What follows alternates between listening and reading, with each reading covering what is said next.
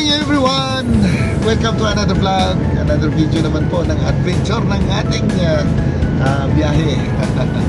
Ito po sa ating episode Buhay Tracker, episode number 5 sa panglimang video na ito. Alright guys, bago pa tayo nagising, alas 4 kanina, nagising na tayo at nagsimula na ng shift natin. Pag 11 hours ako ng pahinga, napakaganda kasi mahaba. At kagabi, dito si paring nanin, nagluto kami ng pancit. Nagdala siya ng beer, nagdadalawa kami. So, napasarap talaga yung tulog. Alright! Update lang tungkol sa ating biyahe na galing sa Italy papunta UK. So, ngayong araw, pangatlong araw ngayon.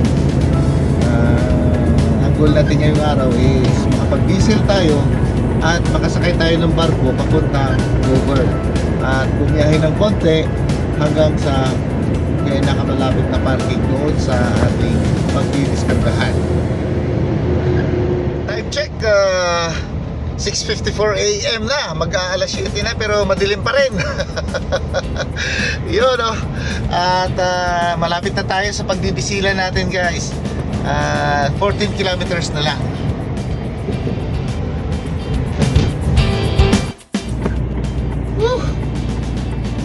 Toilet break muna tayo.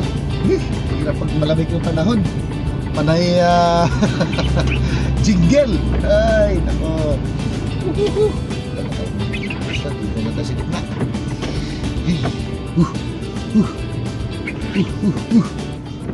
Takbo!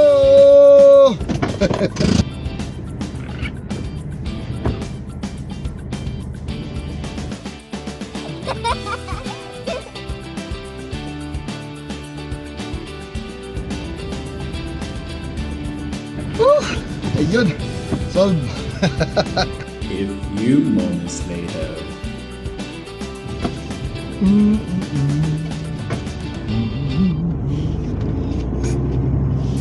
Ayan, malapit na tayo. Nandito na tayo sa sa Corselis, Belgium. Dito tayo magdi-diesel sa IDS na gasolinahan.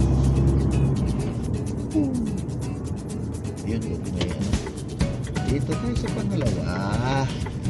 Hindi na tayo mahirapan magkarga ng AdBlue. So, always natin ipapabor yung tangke ng AdBlue natin sa AdBlue na dispenser. Oh, dispenser ba yan?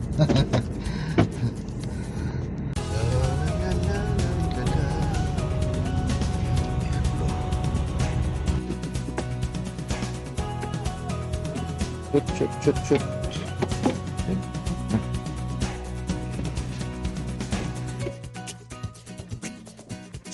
Punta sa parang ATM machine. Lagay natin sa Infish. Tapos itap natin yung card. Tapos diesel. Yung number ng pump, number 2. Tapos pin code, syempre hindi ko ipapakita. Yun, sabi niya, ito na, start filling. Ayan. Ganyan ang kabilis guys dito. Self-service ang magdi-diesel dito. Teka, hirap pagsuot ng gloves na isang kamay lang. Right. Double check. Diesel. Ayan. Bilig na. Yung marami-rami itong kakarga natin kasi galing tayo ng Italy. Yung last natin na diesel dito din. So more or less mga 700 liters siguro to. Habang nagkakarga tayo ng diesel,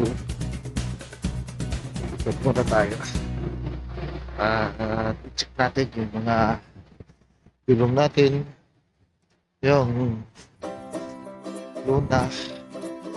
Parang may tuklap to ah.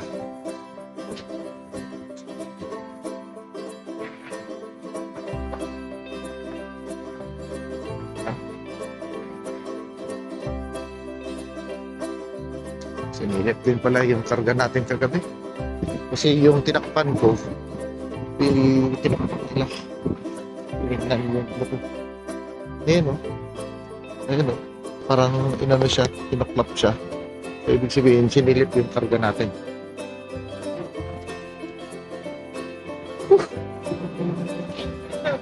Oh! Yan, Daisutra! Tapos na tayong mag-diesel at doon na naman yung karga natin.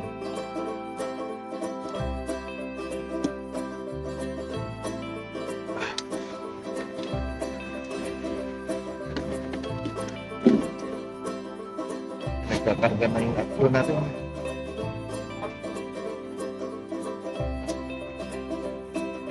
Total na diesel natin is 766 liters.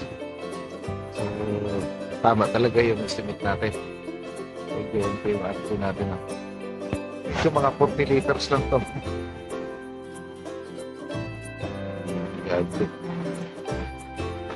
Ayan, 45 liters. Yun, tapos na tayo mag-refill ng gas at saka blue diesel. Ayan, back on the road. So, ayan, madaling araw na. Medyo maliwanag-liwanag na konti yung kalangitan. Madaling araw. Hindi na, umaga na nga pala kasi alas 8 na eh. Alas 8 na yung oras, oh. Sus, pero madilim pa din. Natitirang driving natin is 1 oras na lang. So ang distansya ng tier is 183. Hindi na natin kayang abutin yung 183 dahil 1 oras na lang yung driving natin. So kailangan nating mag-brake. O hahanap tayo ng parking area para mag-brake tayo ng 45 minutes. Makapag-reset tayo ng driving. At mag-check din tayo ng final check ng karga natin. Baka mamaya may sumama sa atin dyan na immigrant o di kaya i-check natin. Nakikita na tayo na malapit na parking. Paparking muna tayo rito at mag-check tayo ng mga pakarga natin. Time check, alas 8:41 na ng umaga. So maliwanag na yung kapaligiran. Pwede na tayo mag-sightseeing, guys. Ayan, ito gasolinahan. Dito tayo mag-parking para makapag-check tayo. Saan tayo mag-check? Doon sa kabila.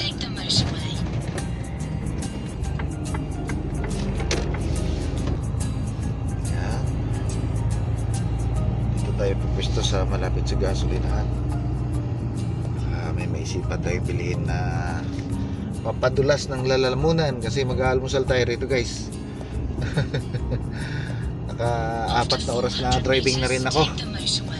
So saktong sakto yung break ko. Naka 4 na oras na driving. May natitira akong driving na 29 minutes. Ang labo ba't ang labo? Okay, check natin. Yan. Kain tayo, guys. Pansit. Tapos yung ulam ko kanin. Oh, yan pansit. Ayan, nandito tayo sa loob ng trailer natin. Yung mga pakarga natin, guys. Kailangan natin i-check ng maigi. Kasi pwedeng pisiksikan ng tao to eh. Ito. Yung mga awang na yan.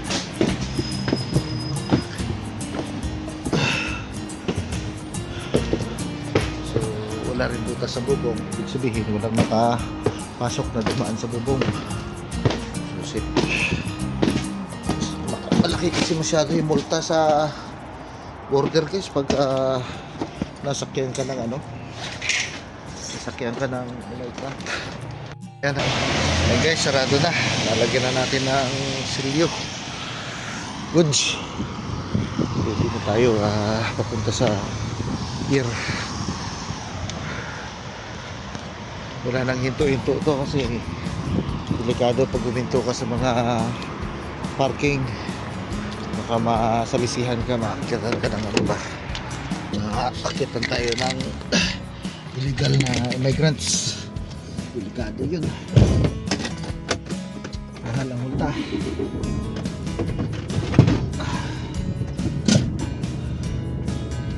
Yun.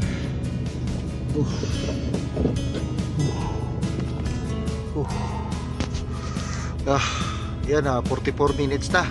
Ayun, magpitik na 45. Abante na tayo, pwede na. Mag-isip na yung driving natin. Ayan, abante na tayo guys kasi nag-reset na. Meron na tayo driving na 4 hours and 30 minutes ulit.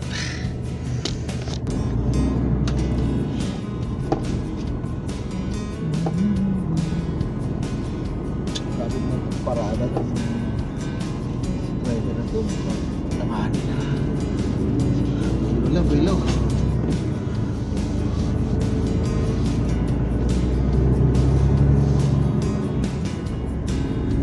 All right, enjoy the view.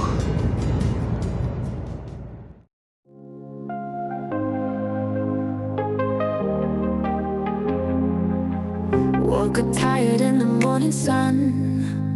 Never thought the day would come where you pack your bags and run.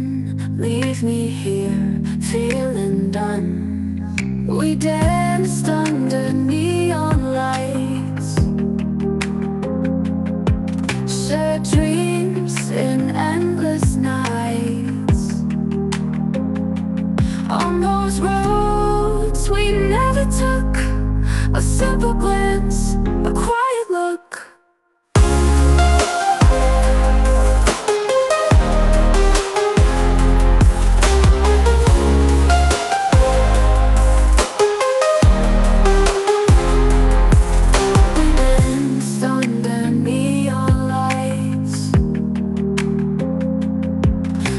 Dreams in endless nights. On those roads we never took, a simple glance, a quiet look.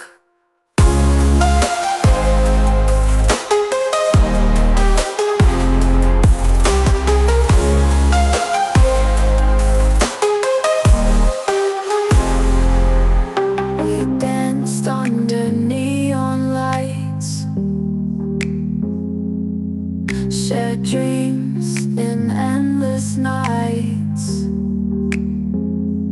On those roads we never took, a simple glance, a quiet look. Waves crash on distant shores, footsteps leading to new doors. Memories that we adore keep us wanting, craving more. On those roads we never took, a simple Time check, glance. alas 10:54. Nandito na tayo sa Port of Calais branch. At dahil DFDS yung ferry natin, itong linya na to, yun yung sundan natin sa gitna. DFDS na linya. Ayan. Welcome to Port of Calais. Sasakay tayo ng barko guys dito. So meron na tayong documents, meron na tayong GMR, meron na rin tayong booking reference number sa barko. Mag-check-in na tayo, diretso check-in na tayo guys. Sundan lang natin itong linya na may sign ng truck. Yun, kasama yata natin to, parehas kami ng trailer oh. Kulay blue. Ay, iba, Romania, iba. A few moments later. Hindi na ako nag-video kanina guys sa pagpasok ko dito kasi lalong hahaba yung video ko. So andito na, shortcut na, nandito na ako sa gilid ng pantalan. Tingnan nyo guys yung barko na sasakyan natin, ang haba, diba, ang laki.